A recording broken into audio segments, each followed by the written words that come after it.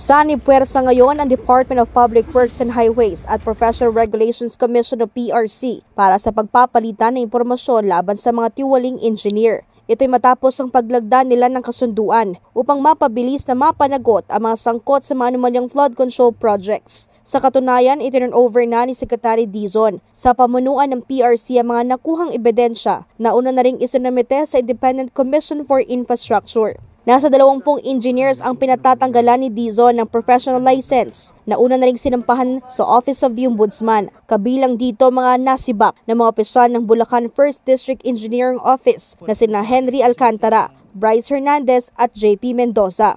Kasama rin ang cashier na isang certified public accountant at ilang architects.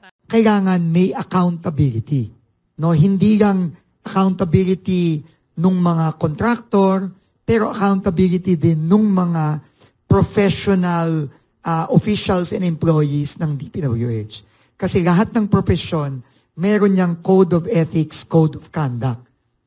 And clearly, itong mga ginawa na ito is a clear violation dahil pagnanakaw ito, kasabwat sila sa pagnanakaw ng pera ng tao at kailangan managot sila doon. Sa panig naman ng PRC, tiniyak nilang agarang aksyon o proseso laban sa mga tiwaling engineer na sangkot sa anomalya dahil na rin sa nakuhang mga ebidensya mula sa DPWH. Pero bibigyan naman ng pagkakataon ng mga sangkot na engineer na magpaliwanag kung bakit hindi dapat sila matanggalan ng lisensya ng PRC. Hindi na po sila makakapag-practice ng kanilang profession.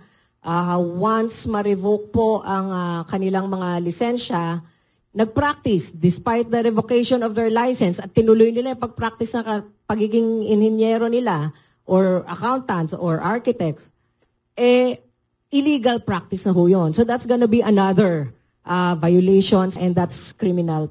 Sa oras naman na hindi kumbinsido ang ahensya, ay bibigyan pa rin sila ng isa pang pagkakataon para magsumite na ng kanilang position paper. Pero sabi ng PRC, pero palagay ko dito sa nangyari to medyo mabigat to dahil sa taong bayan sila nagkasala, hindi lang naman ho sa PRC, di ba?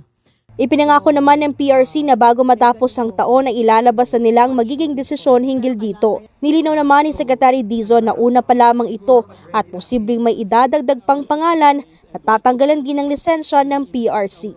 Para sa Diyos at sa Pilipinas kung mahal, ito si Sheena Torno, SMNI News.